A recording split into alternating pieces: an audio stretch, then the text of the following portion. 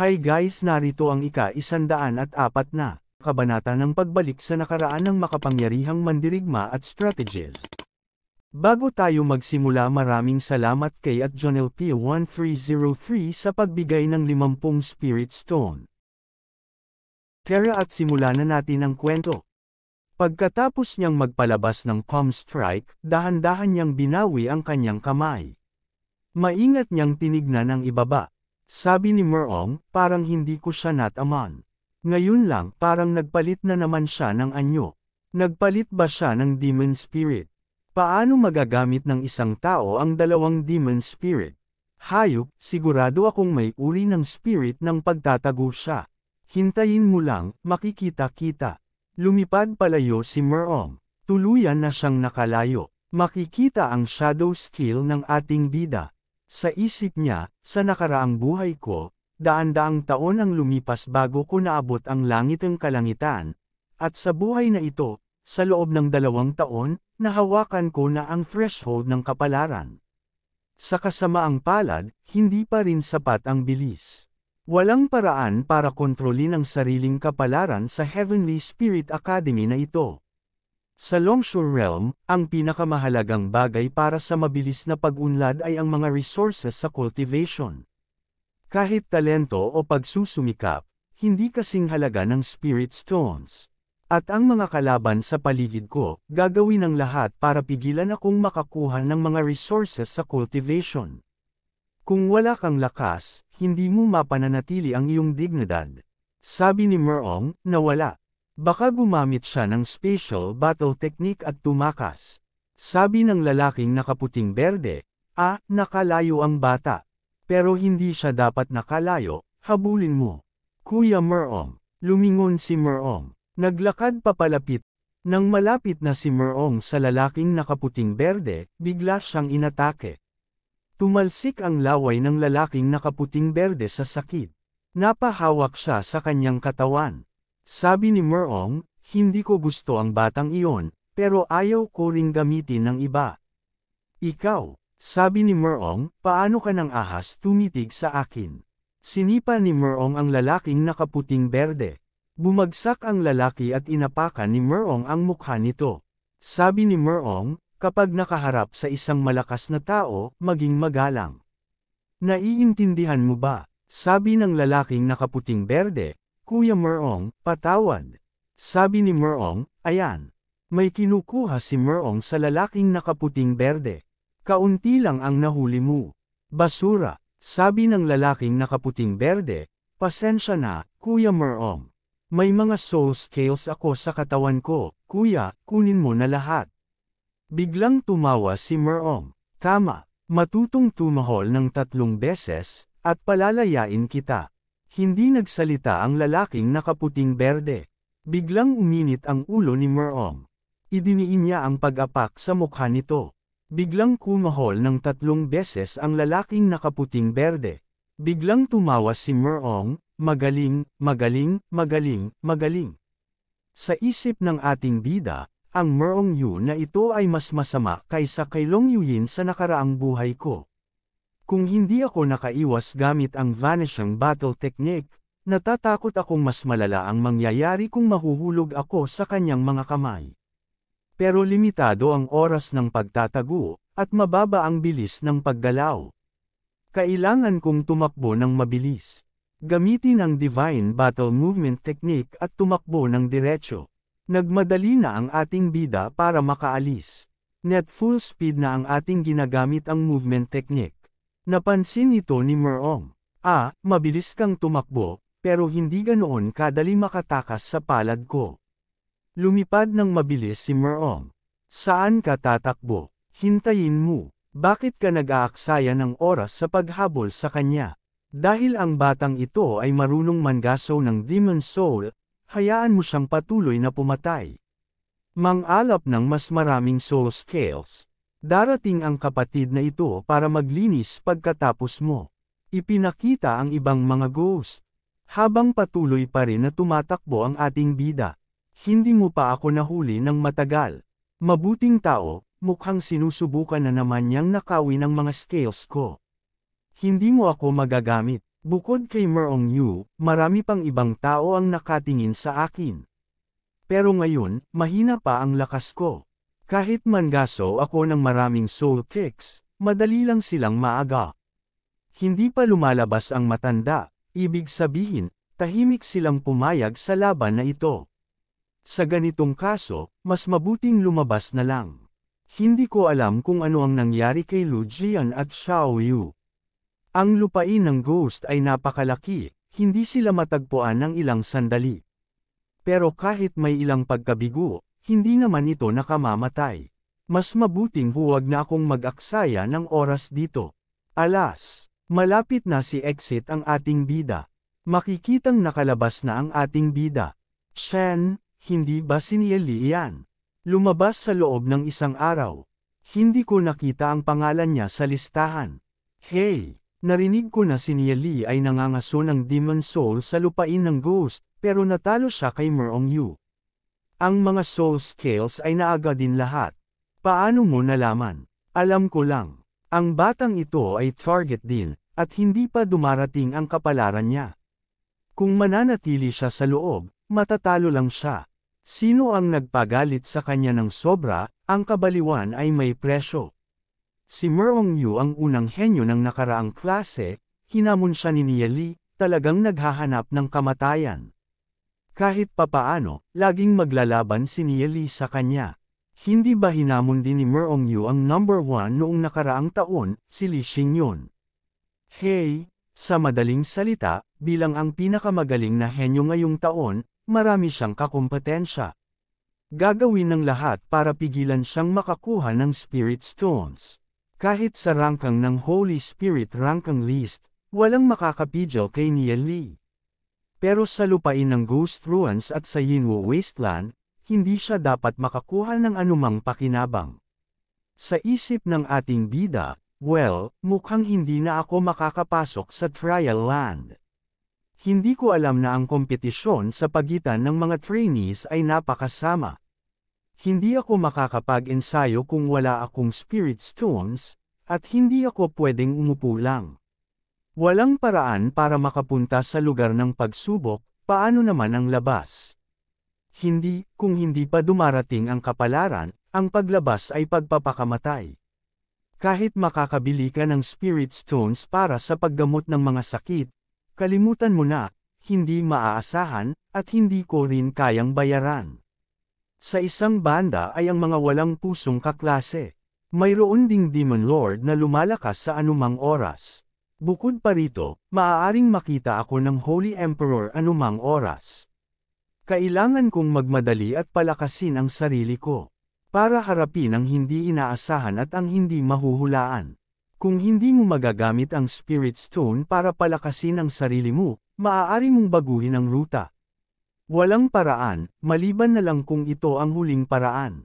Ayaw ko ring malaman ng mga tao ang tungkol sa Demon Pot. Pero ngayon, si Gubei lang ang makakatulong sa akin. Ipinakita ang lugar ng Gu Clan. Makikita ang bundok na bato. Ganun din ang ate ni Gubei. Patuloy itong nagsasanay habang tumutulo ang pawis. Nagulat ito dahil nakatayo na ang ating bida sa harap niya. Sabi ng ate, "Sir, matagal ka na bang naghihintay?" Sabi ng ating bida, "Ha? Hindi naman gaano katagal, pero mukhang hindi masyadong ligtas ang bahay na ito. Kahit ako ay madaling makapasok." "Ah, pero bastos naman iyon." "Patawad." Sabi ng ate, matagal na akong baldado at wala na akong halaga sa kanila. Pero kung mamatay ako, natatakot akong magdulot ito ng malaking kaguluhan. Ang karaniwang tao ay hindi mangangahas na gawin iyon. Sabi ng ating bida, "Ganoon ba? I wonder if these sisters' health is any better." Sabi ng ate, "Ako ngayon." Gumamit ng cleaning technique ang ate. Dahan-daang lumanas ang kanyang kasuotan. "Salamat sa iyong pag-aalala. Mas gamaan na ang pakiramdam ko matapos uminom ng gamot na ibinigay ng asawa." Halos lumingon sa gilid ang ating bida. Sa isip niya, bakit hindi pa bumabalik si Bei? Biglang dumating si Gubei. Sabi nito, "Kuya Nieli, ano ang nagdala sa iyo rito?" Sabi ng ating bida, "Hey, Paano ka nakarating dito? Sabi ni Gu Bei, narinig ko lang ngayon ang tungkol sa iyo at kay Merong Yu. May alitan ba kayo? Sabi ng ating bida, anong alitan? Hindi na kailangang mag-save ng face para sa akin. Sabi ni Gu Bei, natalo ka sa kanya. Reaksyon ng ating bida, Biglang tumawa si Gu Bei. So ano ang gagawin mo? Malakas si Merong Yu, natatakot akong hindi tayo makakalaban sa kanya. Sabi ng ating bida, sa ngayon, matitiis lang natin. Habang nakikinig lang ang ate. Sabi ng ating bida, sa totoo lang, nang dumating ako ngayon, gusto kong humingi ng tulong kay Kuya Gu Bei. Sabi ni Gu Bei, oo. Kung may kailangan ka, gagawin ko ang lahat. Sabi ng ating bida, masyado kang mabait. Gusto kong hilingin sa iyo na tulungan mo akong makakuha ng mga demon spirit. Ano man ang paglaki, gusto ko. Sabi ni Gu Bei, gusto mo ba ng lahat? Sabi ng ating bida, mas marami, mas masaya. Sabi ni Gu Bei, bakit mo kailangan ng napakaraming demon spirit? Ano ang gamit nito? Sa Dragon Market Realm, karamihan sa kanila ay mga high-class creatures. Marami ang nagmana ng dugo ng dragon, at mas maganda sila kaysa sa mga karaniwang demon spirit na gusto mo. Sabi ng ating bida, hindi ko kailangan ng mana ng dugo ng dragon. Kailangan ko lang ng marami sa kanila. Sabi ni Gu Bei, pero ang mga karaniwang demon spirit na may mababang paglaki ay walang silbi. Kung gusto mong pagsamahin ang demon spirit, matutulungan kitang makakuha ng mas maganda. Sabi ng ating bida, hehe, may sarili akong. Kunin mo ang mga demon spirit para sa akin, at babayaran kita kahit magkano. Kailangan ko ng marami sa kanila, mas marami, mas masaya. Okay, ang pagkuha ng mga karaniwang demon spirit ay hindi gumagamit ng spirit stones, dahil hindi marami sa Longshu Realm. Pero marami sa mga maliit na mundo. Magpapadala ako ng mga tao sa mga maliit na mundo, at madali tayong makakakuha ng marami sa kanila. Sige, gawin mo na. Bakit ka nagiging magalang? Magkakapatid tayo dito. Hindi pa banggitin na iniligtas mo ang kapatid ko. Iwanan mo na sa akin. Aalis na ako. Sa pamamagitan ng paraan, dapat itago ang bagay na ito.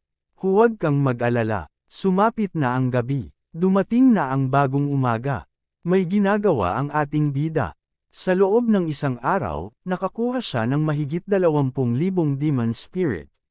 Sapat na para mag-ensayo ng mahigit 2,000 beses. Inangat ng ating bida ang kanyang isang kamay. Lumutang ang maliliit na bola na iba't ibang kulay.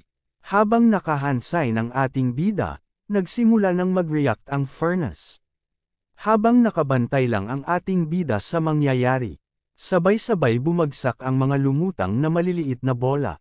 Oops, ang direktang paggamit ng high-quality refinang ay madaling mabaigo. Gayunpaman, sumisipsip din ang demon pot ng kapangyarihan ng mga demon spirit na nasira. Baka mas madali itong makagawa ng magagandang demon spirit. Lumipas ang ilang saglit, totoo, mahigit 20,000 demon spirit ang na-refine sa 30 God-level growth demon spirit. Ang ganitong uri ng God-level growth demon spirit ng ordinaryong dugo, maaari kong ibenta ng 30 o 50 piraso ng spirit stones. Kahit na hinahamak sila ng mga mayayamang bata, pero ang mga ordinaryong estudyante ay mag-aagawan para sa kanila. Walang ibang pagpipilian kundi ibenta sila sa merkado. Ang tao ay parang ihi. Gamit ang spirit stones, malapit na akong makalampas kay Merong Yu. Hindi ko alam kung ano ang magiging reaksyon niya kapag nangyari iyon. Makikita sina Xiao Yu at si Lu Piao na nabugbog. Paglabas ng ating bida, nagtaka ito. Bigla nating lumapit sa dalawa. Sabi nito, anong nangyari sa iyo, Lu Piao? Huwag mo nang banggitin, nasa ghost ruins ako at nangangasu, pumatay, at nakakuha ng mahigit 3,000 demon soul scales. Lahat ay naaga ng mga tauhan ni Hualing, at binugbog ako. Sabi ni Xiao Yu, nakaranas din ako ng ilang problema. Pero sa kabutihang palad, hindi sapat ang lakas nila. Pero nakahuli lang ako ng mahigit 5,000 soul scales. Pagbalik ko, narinig kong sinabi ng mga tao na lumabas ka noong unang araw. Sabi ng ating bida, well, nakasalubong ko si Merong Yu. Sabi ni Lu Piao, ha? Ang number 1 guy sa leaderboard. Napabuntong hininga ang ating bida. Oo, kinuha niya ang lahat ng 20,000 soul scales ko. Sabi ni Lu Piao, kaya pala nakagawa ng bagong record si Merong Yu para sa kanyang sarili nang lumabas tayo. Sa isang pagsubok lang, nakakuha siya ng mahigit 120,000 soul scales. Sabi ni Xiao Yu, nakakuha ng kaunting palad. Kaya pwede nating hatiin ito. Reaksyon ng ating bida, 160 spiritual stones, ito ang unang pagkakataon na nakakuha ako ng ganito karami. Sabi ng ating bida, hindi na kailangan. May ibang paraan ako para makakuha ng spiritual stones. May mga taong sinusubukan na harangan ang ating pagkuha ng spiritual stones. Hindi ganoon kadali na harangan ang ating daan. Maglakad tayo sa merkado ng Institute. Ipinakita ang Institute Market. Sabi ni Lu Piao, bakit tayo pupunta sa merkado? Hindi sapat ang ating spirit stones para sa cultivation, at hindi natin kayang bumili ng kahit ano. Sabi ng ating bida, hindi tayo bibili ng kahit ano. Narito tayo para magbenta ng demon spirit. Sabi ni Xiao Yu, ha? Saan mo nakuha iyon? Sabi ni Lu Piao, hehe, alam lagi ni Niali ang paraan. Sabi ni Xiao, pero, sabi ng ating bida, kung may nagtatanong, sabihin mo na lang na dinala natin ito mula sa maliit na mundo. Hindi naman sila makakapasok. Sa loob ng Sky Soul Institute, hindi mangangahas ang mga kaaway ko na gumawa ng hakbang laban sa akin. Kaya, dapat nating planuhin na magbenta ng mas marami hanggat maaari bago nila tayo simulan na ma-distract. Naghahadges na sila ng panlahatag. Sabay nilagyan nila ng pampabigat ang kanilang panglatag. Sige, Niali, napagtanto ko ang isang bagay. Napakahalaga ng pagkakaroon ng isang malakas na artifact. Ang kalaban na aking nakaharap sa pagkakataong ito ay hindi mas malakas kaysa sa akin. Ngunit gaano man kahirap ang aking pakikipaglaban, hindi ako naging pantay sa kanya dahil mayroon siyang mga artifact. Sabi ng tindero, hey, mga ginoo, maaari ba akong tumulong? Matagal ka nang nakatitig. Sabi ni Lu Piao, maaari ko bang bilhin ito nang hindi nagbabayad ng maaga? Sabi ng tindero, umalis ka.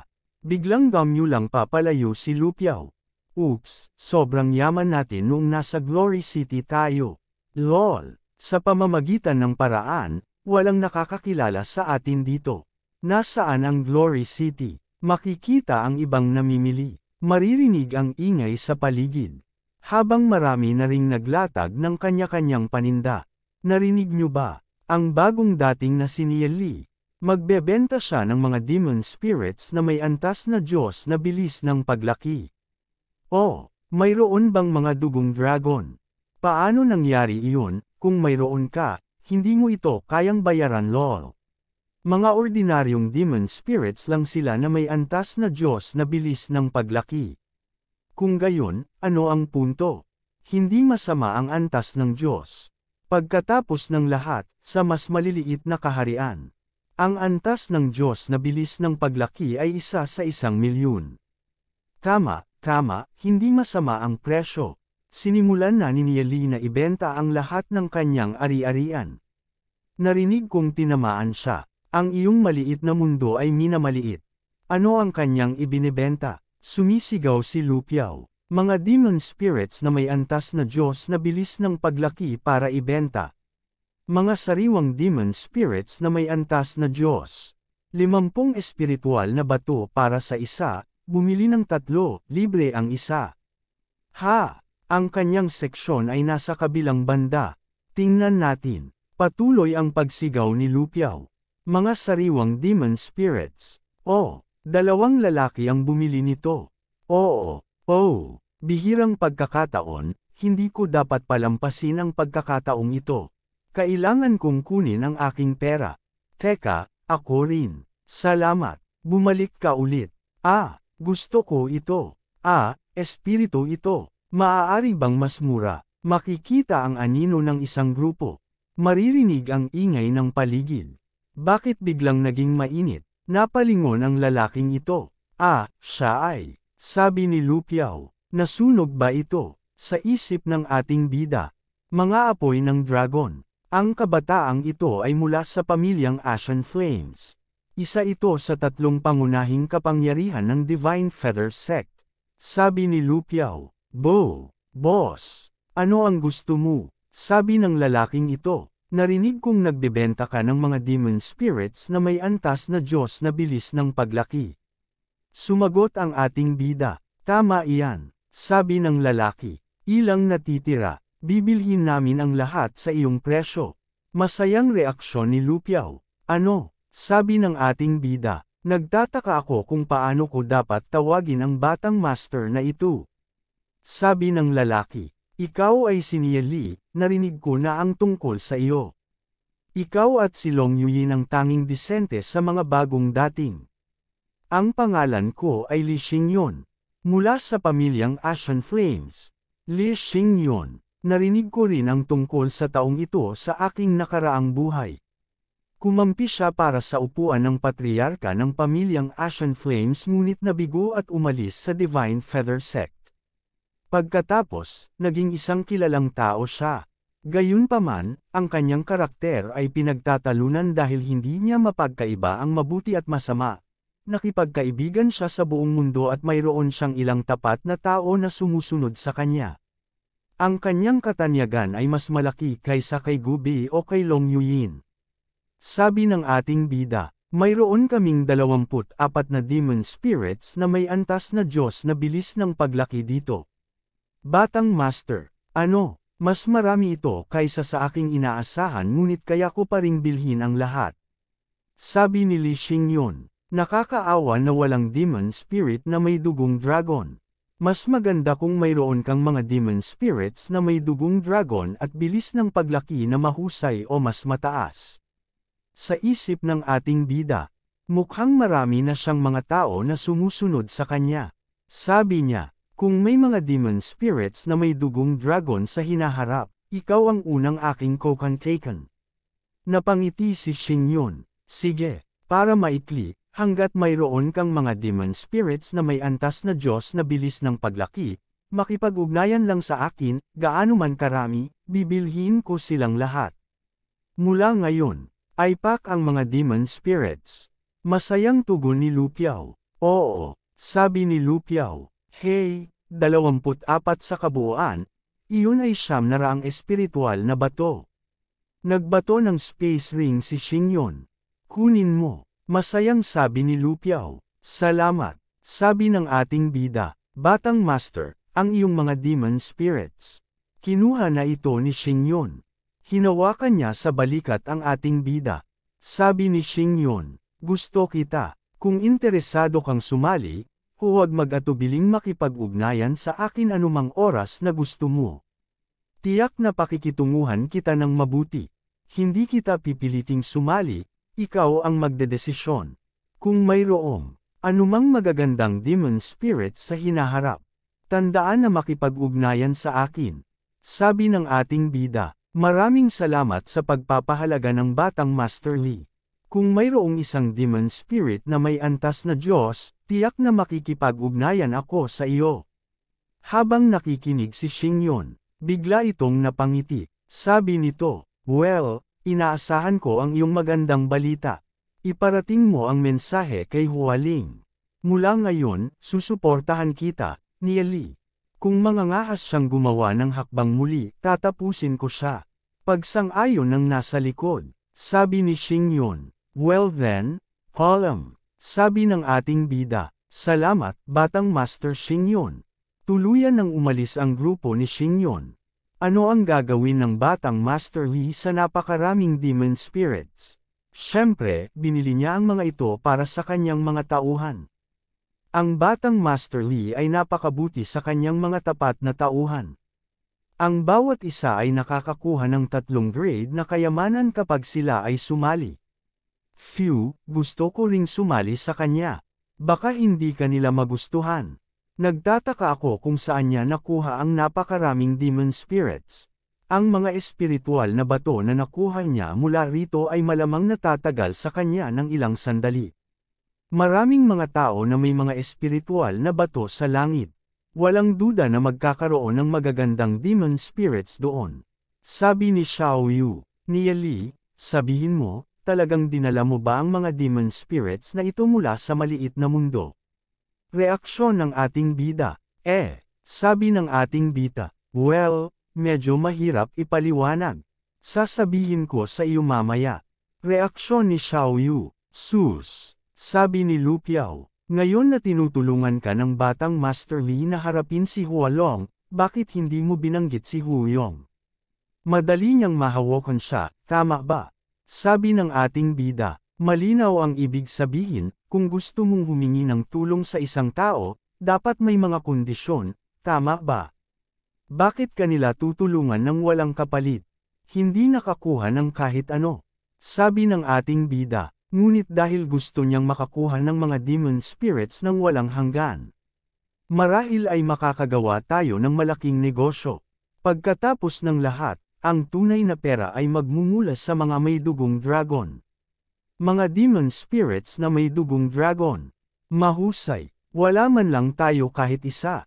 Kontento pa rin ako. Ang 3 araw ng paaralan. Maririnig ang ingay sa paligid habang nakaupo ang 3. Naglabas ng space ring si Gubei. Tinawag niya ang ating bida. Nia Li, nahuli ng aking mga tauhan ang isa pang 1,000 demon spirits. Well, maraming salamat. Sabay may kinukuha ang ating bida. Sabi ng ating bida, narito ang 600 espiritual na bato. Sabi ni Gubei, ano ang ginagawa mo? Gusto mong bayaran ako para sa mga maliliit na demon spirits na ito? Ang ating pagkakaibigan ba ay nakabatay lamang sa kalakalan? Sabi ng ating bida, gusto ko ring hilingin sa iyo na tulungan akong makakuha ng ilang demon spirits na may mana ng dugong dragon. Sapat na ang ordinaryong bilis ng paglaki. Tahimik. Nana, well, hindi naman ito isang malaking bagay. Sige, lahat. Sa klase na ito, matututo tayo sa pagsasanay ng mga teknik ng pakikipaglaban. Patuloy na nag-discuss ang instructor. Habang nakikinig sila, sa isip ng ating bida. Sa paglilinang kagabi, nagamit ko ng higit sa 200 piraso ng espiritual na bato. Ang pagkonsumo ng aking dagat ng kaluluwa ay nakakatakot. Kung gusto kong patuloy na maglinang, kailangan kong makakuha ng mas maraming espiritual na bato.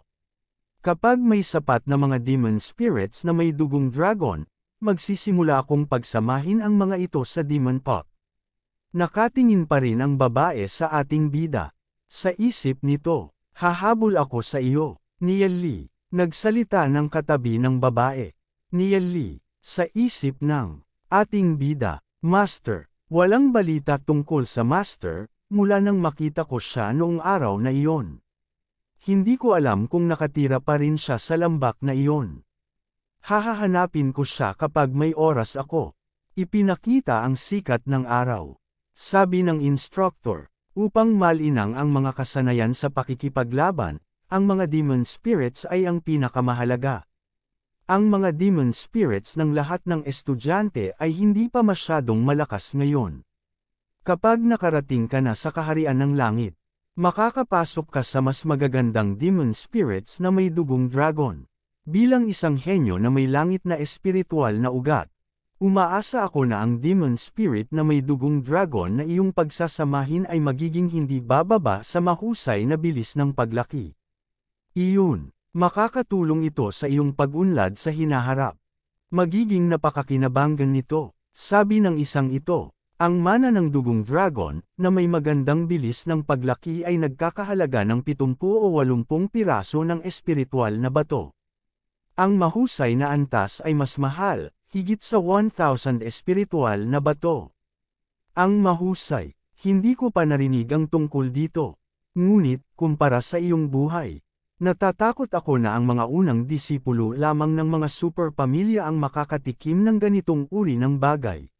Sa isip ng ating bida, ang mga demon spirits na may antas na Diyos na bilis ng paglaki at may dugong dragon ay malamang na pag-aari lamang ng ilang individual sa tatlong pangunahing pamilya ng Feather God sect. Ang ganitong uri ng bagay ay maituturing na isang estratehikong mapagkukunan. Sa sapat na mga demon spirits, ang Feather God sect ay makakabawi ng kakayahang makipagkompetensya. Sa madaling salita, ang demon pot, na maaaring lumikha ng isang demon spirit na may antas na Diyos na bilis ng paglaki. Hindi ito pagmamalabas, makakontrol nito ang sitwasyon ng buong Longshore Realm. Ito ay isang tunay na bihirang kayamanan. Kung may makakatuklas ng epekto nito, tiyak na mamamatay ako. Masyado akong nagmadali sa pagkakataong ito. Kailangan kong maging mas maingat sa pagpipino ng demon spirit. Siyempre, ang demon spirit na may mana ng dugong dragon at may mahusay na kakayahan sa bilis ng paglaki ay mahirap hanapin. Sabi ng instructor, kung hindi mo ito mahanap, maaari kang kumuha ng isang normal na demon spirit na may mahusay na bilis ng paglaki. Kapag nakarating ka na sa kaharian ng langit, maaari kang pumunta sa malaking mundo upang manghuli ng mga halimaw na may dugong dragon. Kapag dumating na ang oras, hintayin mo lang ito ng dahan-dahan. Oo, napangiti ang may dilaw na buhok na ito. Sa isip nito, nang sinabi iyon, ang mga taong walang background sa pamilya, upang makakuha ng mga demon spirits na may mahusay o kahit na antas na Diyos na bilis ng paglaki. Halos imposible iyon. Kahit na ang iyong mga talento ay mas malaki kaysa sa akin, ano ang magagawa mo? Ang aking pamilya ay naghahanda para sa akin ng isang demon spirit na may dugong dragon na nasa mas mataas na antas. Sa sandaling makarating ako sa kaharian ng langit, makakapasok ako kaagad.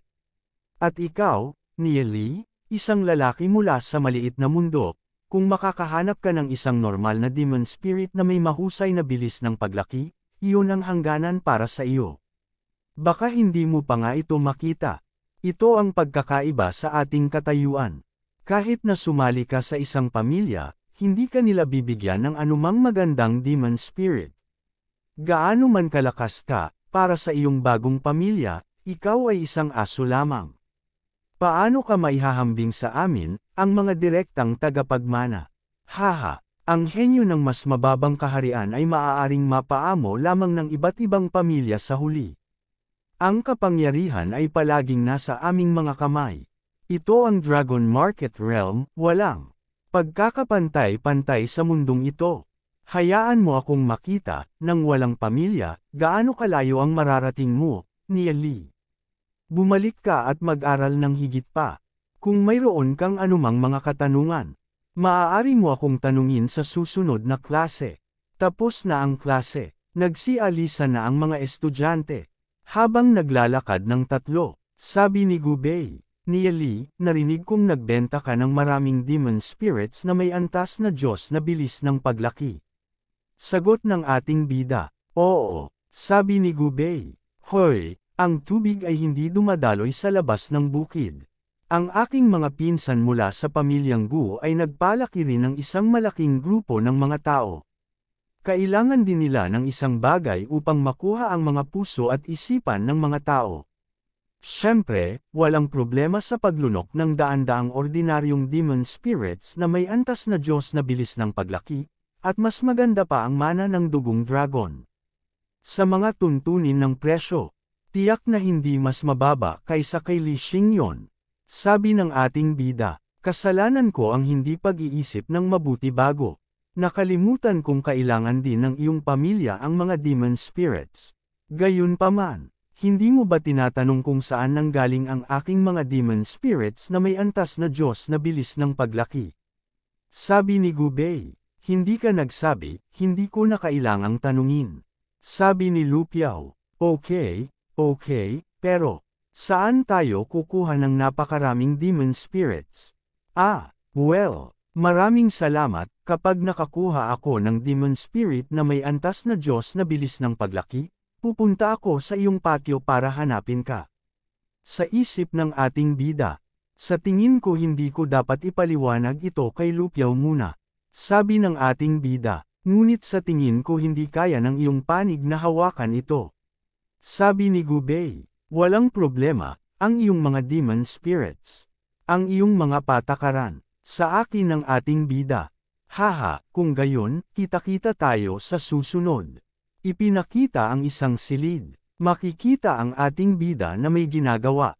Umilo ang isang pattern. Marami-rami pills ang nagawa ng ating bida. Ang demonyo palayok ay talagang lumakas. Niripino nito ang halos 100 espiritu ng demonyo sa antas ng Diyos. Sabay tumayo na ang ating bida. Pumunta ang ating bida kay Gubei. Inabot ng ating bida ginawang mga gamot. Pagkatapos na agad na umalis ang ating bida. Gumami siya ng kanyang kasanayan sa anino. Walang naramdaman ng bantay. Habang nakalabas na ang ating bida. Sumapit ng gabi sa isang mabundok na lugar. Naglalakad ang ating bida. May isang bahay na maraming bulaklak.